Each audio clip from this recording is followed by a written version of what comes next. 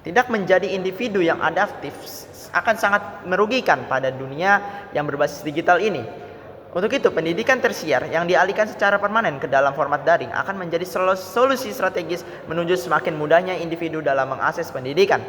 Sebelum kita lanjut, dan saya sangat sekali mendukung dengan langkah yang diambil oleh pemerintah ini, karena kita akan memasuki ke dalam definisi apa itu pendidikan tersier itu terlebih dahulu. Pendidikan tersier adalah pendidikan tingkat tinggi yang dilaksanakan setelah memperoleh pendidikan wajib selama 12 tahun. Jadi seorang individu yang telah melaksanakan pendidikan wajib seperti sekolah dasar, sekolah menengah pertama dan sekolah menengah atas selama 12 tahun itu akan menjadi manusia yang sudah dibekali dengan pendidikan dasar. Sehingga yang saat ini adalah pendidikan tersier adalah pelakunya adalah seorang mahasiswa sudah mengetahui dan bisa mengoptimalkan potensi dirinya dan akhirnya dapat mengimplementasikan kepada masyarakat.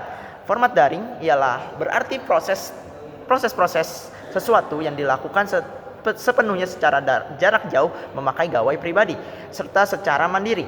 Oleh karenanya dalam hal ini, dalam mosi ini adalah berkaitan dengan pendidikan tersier. Maka pendidikan tersier adalah proses pendidikan yang dimana seorang mahasiswa bisa secara fleksibel dan mandiri dalam mengembangkan dirinya dan siap berperan dalam masyarakat. Untuk ini dapat berpengaruh kepada pengembangan negara yang dimana mahasiswanya sudah memiliki kapabilitas dan mengetahui potensi-potensi yang dimilikinya.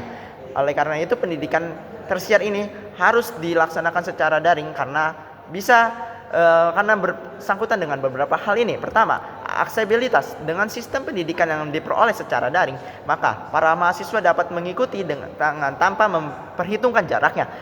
Sebagai contoh, seorang mahasiswa yang pulau asalnya tidak memiliki universitas akreditasi A ataupun unggul, maka ia bisa berkesempatan menjadi mahasiswa dan memperoleh pembelajaran dari universitas beraplikasi unggul di luar pulaunya atau di luar daerahnya. Dengan adanya pendidikan secara daring, sehingga mahasiswa itu dapat tidak berpindah tempat, sehingga dia bisa mengimplementasikan langsung apa yang dapat selama proses pendidikan dari kampus-kampus yang berakreditasi unggul kepada masyarakat di lingkungannya tanpa harus menyeberangi lautan dan menerbangi daratan. Kedua adalah faktor fleksibilitas. Fleksibilitas ini terjadi ketika seorang mahasiswa terbantu ketika proses pendidikannya secara tersier ini dapat disesuaikan dengan waktu dan gaya belajarnya. Apa itu fleksibel waktu? Yang pertama, poin A adalah fleksibel waktu. Ini koheren dengan produktivitas seorang mahasiswa yang semakin beragam, karena ia juga menjadi seorang dewasa yang ia harus menjadi seseorang pada dalam lingkungannya, seperti berorganisasi, bekerja, dan banyak hal ataupun tanggung jawab yang lainnya yang harus ia lakukan. Sehingga dalam proses-proses tanggung jawab tersebut, sehingga ia harus semakin membuat dirinya berkembang dan juga masyarakatnya. Oleh karena itu, dengan adanya proses pendidikan tersier dalam format daring, para mahasiswa akan mengatur secara mandiri kapan waktu ia bisa belajar dan dengan kondisi yang optimal setelah beraktivitas di kegiatan lainnya. Kedua adalah fleksibilitas gaya belajar. Dengan mahasiswa ini yang sudah mengetahui di mana kelemahan dan kelebihannya, maka ia akan bisa menentukan cara belajar yang tepat untuk dirinya. Hal ini juga akan mendukung bahwa pemberlakuan format pendidikan secara tersier akan semakin mengoptimalkan potensi-potensi yang sudah dimiliki oleh mahasiswa tersebut, sehingga ia akan semakin fleksibel tentang waktunya dan juga gaya belajarnya, sehingga ia bisa menjadi manusia yang adaptif dan juga bisa menjadi dirinya dan bisa berkembang sehingga mengimplementasikan kepada mahasiswanya, kepada masyarakatnya.